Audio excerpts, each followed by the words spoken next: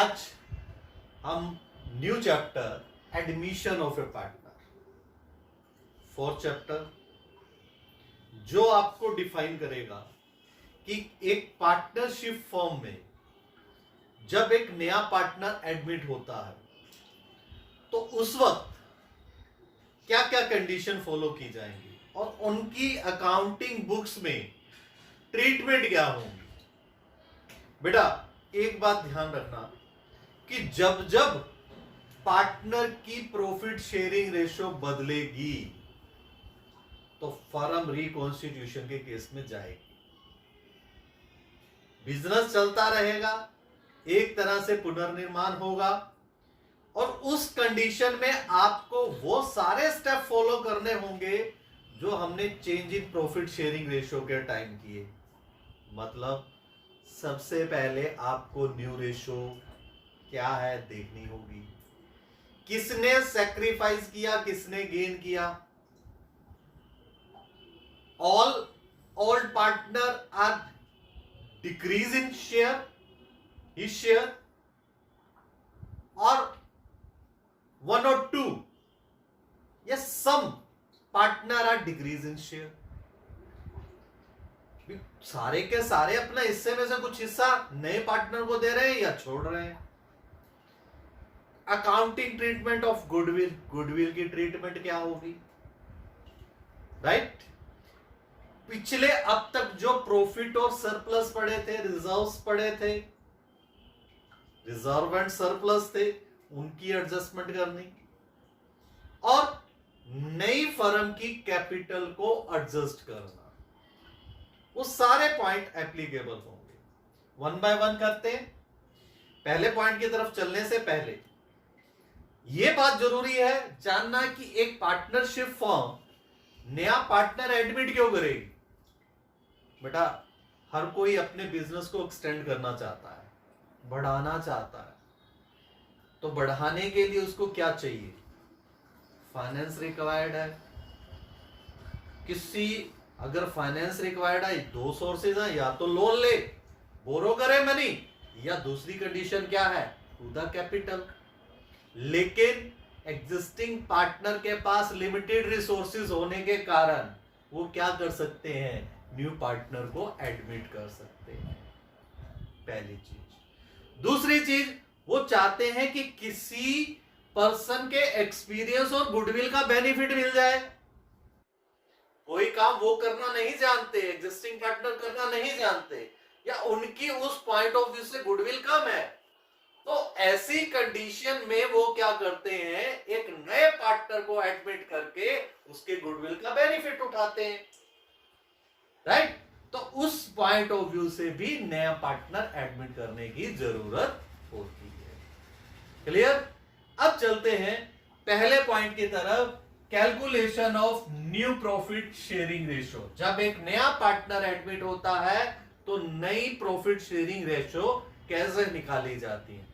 कुछ सिचुएशंस हैं, उन सिचुएशंस को गिवन होंगी आपको स्टेटमेंट में, और उस सिचुएशन को आपको अंडरस्टैंड करते हुए, भांपते हुए आपको नई रेशो फाइंड आउट करनी है। अब देखिए बेटा, मान लीजिए अगर स्टेटमेंट में कहा if three partner A B and C is profit sharing ratio 3:2:1, उनकी प्रॉफिट शेयरिंग रेशो थी 3:2:1। They admit D as a new partner for 1/6 share, 1/6 हिस्से के लिए उन्होंने डी को शामिल किया, right. After D find out new ratio, new ratio find out करो। अब पहली कंडीशन में आपको यह नहीं कहा कि डी के आने के कारण जो उसको शेयर रिसीव हो रहा है, क्योंकि अगर जो पार्टनर पहले हैं अगर किसी और पार्टनर को शामिल करेंगे, जो प्रॉफिट पहले 1,03,000 में बढ़ता था अब 4 में बढ़ेगा, तो किसी ना किसी एग्जिस्टिंग पार्टनर को जो पहले से एग्जिस्ट कर रहे थे उनको कुछ ना कुछ कम मिलेगा कि नहीं मिलेगा। ऐसा कुछ भी डिफाइंड ना हो तो उस कंडीशन में आपको क्या करना है, लेट करना है firm total profit equal 1 after the giving of D share remaining profit, D को शेयर देने के बाद फर्म का रिमेनिंग प्रॉफिट कितना है, 1 माइनस 1/6, दैट मीन 5/6। डियर वही फॉलो किया गया एलसीएम लेकर, जैसे आप छोटे होते करते थे, 6 माइनस 1 इज इक्वल टू 5/6। अब डियर अब ये 5/6 पर किसका राइट रह गया, अब तक किसको मिला, डी को मिला। अब ये देना किस किस को है, एक ए को, एक बी को और एक सी को। आपको स्टेटमेंट में कुछ नहीं कहा कि वो बचा हुआ हिस्सा किस में लेंगे, तो ऐसी कंडीशन में आप उस हिस्से को उनकी एग्जिस्टिंग रेशो जो पहले गिवन थी, दैट मीन 3:2:1 में गिवन कर दोगे।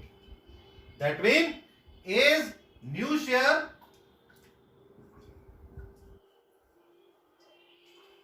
of 5/6 into 3/6, that means 15/36. B new share 5/6 into 2/6, that means 10/36, and C new share 5/6 into 1/6, that means 5/36. Done dear? That means A, B and C and D new sharing ratio क्या होगी, that mean 15/36, 10/36, 5/36 and 1/6। बेटा D का denominator देखो बाकियों के equal नहीं है, इसको इक्वल करने का तरीका क्या है, क्या करना पड़ेगा, जितना नीचे मल्टीप्लाई उतना ही ऊपर इक्वल करने के लिए। That mean 15:10:5:6। Okay clear dear, ठीक है। तो ए बी सी डी की न्यू शेयरिंग रेशियो क्या आ गई, 15:10:5:6। Right dear, clear. नेक्स्ट की सिचुएशन देखिए, नेक्स्ट सिचुएशन देखिए, अगर कहा जाए A and B are partner and they admit C for 1/6 share of profit, and of which acquire from A and B, कहता है कि जो शेयर C को मिलना है, of which acquire from A and B in equal, that means 1:1 share में acquire कर रहा है। Find out new ratio. बेटा सबसे पहले आपको देखना है इस सिचुएशन के अंदर कि 1/6, अब इस सिचुएशन में आपको डिफाइन कर दिया कि सी ने अपना हिस्से के कुछ टुकड़े किए जो क्या थे, इक्वल थे, और उसमें से एक इक्वल शेयर ए से लिया और दूसरा इक्वल एक शेयर एक्वायर किया बी से। अब वो इक्वल कितना बनता है, दैट मीन उसने ए से एक्वायर किया कितना शेयर, 1/6 इंटू 1/2, दैट मीन 1/12, और बी से एक्वायर कितना किया, 1/6 का 1/2, दैट मीन 1/12। राइट, अब आगे क्या करो, न्यू रेशियो फाइंड आउट करो। अगर मैं इसको तरीके से करूं तो आपने क्या लिखना है, सी acquired from A 1/6 into 1/2, that mean 1/12, and C acquire from B 1/6 into 1/2, that mean 1/12. After then you have find A new share। ये बेटा हिस्सा वो निकला जो ए ने अपने हिस्से में से किसको दिया है, सी को दिया है, तो उसका हिस्सा निकालने के लिए 7/12, जो सी का शेयर था बेटा 7/12 माइनस 1/12, दैट मीन 6/12, और सी बी का जो न्यू शेयर है वो क्या होगा, 5/12 माइनस 1/12, दैट मीन 4/12, और सी का शेयर आपके पास है कितना, 1/6। उसी तरह से डिनोमिनेटर इक्वल करने के लिए, क्योंकि 12 है तो 2 से मल्टीप्लाई करना पड़ेगा, दैट मीन 2/12। तो ऐसे में आपकी नई sharing ratio between A B and C कितनी आ जाएगी? 6:4:2। बेटा एक बात ध्यान रखनी है, जो रेशो हो वो स्मॉलेस्ट से स्मॉलेस्ट फॉर्म में कन्वर्ट करनी है। तो ऐसे में आपकी रेशो क्या बनेगी? सेम टेबल पर आपको कट कर देनी है, that mean 3:2:1। Okay, clear? Next situation पर आते हैं। डियर, नेक्स्ट सिचुएशन में अगर आपसे कहे कि A and B are partner, profit sharing ratio 7:3, कहता C was admitted and with 3/7 share, 1/3 हिस्सा, सॉरी 3/7 शेयर के लिए सी को एडमिट किया गया, and which took 2/7 from A and 1/7 from B. Last में क्या था? ऑफ विच एक्वायर, मतलब वहां उसने बताया था नया हिस्सा अपने हिस्से को कुछ टुकड़ों में बांटता है और फिर उसके बाद ओल्ड पार्टनर से लेता है। लेकिन इस कंडीशन में आपको कितना कितना हिस्सा वो एक्वायर कर रहा है पहले से एग्जिस्ट करने वाले पार्टनर से, या कितना कितना हिस्सा पुराने पार्टनर को छोड़ना पड़ रहा है, वो आपको पहले से गिवन है। क्योंकि यहां उसने कहा फ्रॉम ए में से ले रहा है और बी में से ले रहा है। तो अब क्या करेंगे? आपको इस 3/7 को क्या करने की जरूरत, डिवाइड करने की जरूरत नहीं है कि कितना वो ए से ले रहा है और कितना वो बी से ले रहा है। आपको डायरेक्ट क्या निकालना है? ये न्यू शेयर क्या होगा? 3/10 minus 2/7, right. B new share क्या होगा?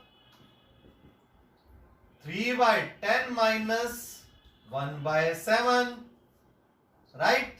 और सी शेयर कितना है? 3/7। डियर, इसको सोल्व कर दीजिए। सोल्व करने पर क्या आएगा? ठीक है डियर, तो 29/70, 11/70 and 30/70, that mean A B and C की बिटवीन शेयरिंग रेशो क्या हो गई? 29:11:30। ओके डियर, ठीक है। इस तरह से आपकी ये थर्ड कंडीशन एप्लीकेबल हो रही है, थर्ड सिचुएशन। फोर्थ पे तरफ आते हैं। अब देखिए बेटा, नेक्स्ट कंडीशन में कहता है कि A and B existing partner है जिनकी प्रॉफिट शेयरिंग रेशियो 7:3 थी। C was admitted as a new partner, C एक नया पार्टनर एडमिट हुआ, एंड ए सैक्रिफाइस। अभी तक क्या बोलता था? नया पार्टनर पुराने पार्टनर से, एग्जिस्ट करने वाले पार्टनर से क्या क्या ले रहा है। अब रिवर्स बात बोल रहा है। पहली बात तो नए पार्टनर का शेयर ही नहीं बताया प्रॉफिट में से कितना है। दूसरा बोल रहा है कि ए सैक्रिफाइस 2/7 ऑफ हिज शेयर, अपने हिस्से का किसको दे रहा है? इन फेवर ऑफ सी, सी को दे रहा है। And B and 1/7 of his share in favour of C, और दूसरी तरफ बी अपने हिस्से का कितना हिस्सा शेयर कर रहा है? 3/1/7। बेटा अब इन दोनों इस सिचुएशन को कैसे करेंगे? अब बात reverse. A sacrifice of his share कितना था उसका हिस्सा? 7/10 है। ऑफ हो तो इनटू कितना दे रहा है सी को अपने हिस्से का? 2/7, that mean 14/70 share. Same as B sacrifice 3/10 into 1/7, अपने हिस्से में से सैक्रिफाइस कर रहा 1/7, दैट मीन 3/70। अब आपके सामने बात आ गई कि ए ने अपने हिस्से में से इतना हिस्सा छोड़ा है, मतलब वो किसको दिया है? सी को दिया है। और बी ने अपने हिस्से में से इतना हिस्सा किसको दिया है? सी को दिया है। अगर मैं पहली बात करूं तो सी का शेयर कितना बन गया बेटा? सी का शेयर, सी शेयर कितना बन गया? उसने ए से लिया 14/70 और बी से लिया 3/70, दैट मीन 17/70 70 और ये तो आ गया सी का शेयर जो पहले हमें स्टेटमेंट में गिवन नहीं है। अब अगर बात करूं ए का न्यू शेयर, अब ए का न्यू शेयर कितना होगा, पहले था 7/10, उसमें से उसने सी को कितने दिए 14/70। बी का न्यू शेयर देखूं तो वो कितना है, पहले था 3/10, उसमें से सी को कितना दिया 3/70। तो after then you can find is new share and B new share. तो ठीक है बेटा, 35/70 and 18/70, that mean A B and C में रेशियो क्या रहेगी 35:18:17, राइट डियर। तो ये हमारी सिचुएशन थी किस चीज की, न्यू रेशियो फाइंड आउट करने की। ओके डियर, अगर नेक्स्ट पॉइंट बात करूं सैक्रिफाई रेशियो, यहां हमें रिक्वायर्ड रहेगी सैक्रिफाई रेशियो की। तो सैक्रिफाई रेशियो निकालने का फॉर्मूला क्या होता है, जैसा आप पहले करते आ रहे हो dear, old ratio minus new ratio.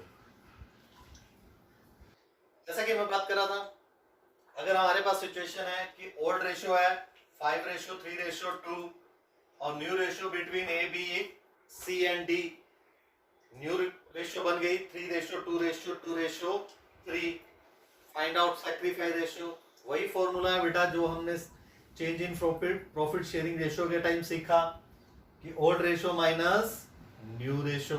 तो आप फाइंड आउट करोगे, यहां अगर ए पुराना पार्टनर था, ओल्ड रेशियो थी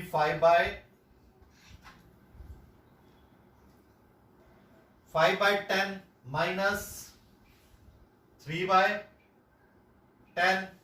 अब देखिए ओल्ड में क्या है, 5 थी अब 3 है, दैट मीन 2/10 वो क्या कर रहा है सैक्रिफाइस। सेम है अगर मैं बी का शेयर देखें, बी पहले ले रहा था 3/10, अब ले रहा है 2/10, दैट मीन 1/10 क्या कर रहा है वो भी, राइट डियर सैक्रिफाइस, क्योंकि 3 से 2 पे आ गया तो क्या कर रहा है कम ले रहा है शेयर, दैट मीन क्या हो गया सैक्रिफाइस। अब अगर सी का शेयर की बात करूं, पहले ले रहा था 2/10, अब न्यू के अकॉर्डिंग उसको रिसीव होगा 2/10, दैट मीन ये क्या आ गया इक्वल शेयर रिसीव कर रहा है, दैट मीन ये कोई भी सैक्रिफाइस नहीं कर रहा। अगर मैं देखा जाए तो सैक्रिफाइस करने वाले पार्टनर कौन है, ओनली ए एंड बी। तो ए एंड बी के बीच की सैक्रिफाइस रेशियो क्या होगी 2:1, राइट डियर, क्लियर। तो इस तरह से आपको सैक्रिफाइस रेशियो भी फाइंड आउट करनी पड़ेगी इसमें, और उसका मेथड वही एज इट इज सेम रहेगा जैसा पहले हमने सीखा है या आज हमने सीखा है। Thank you, have a nice day.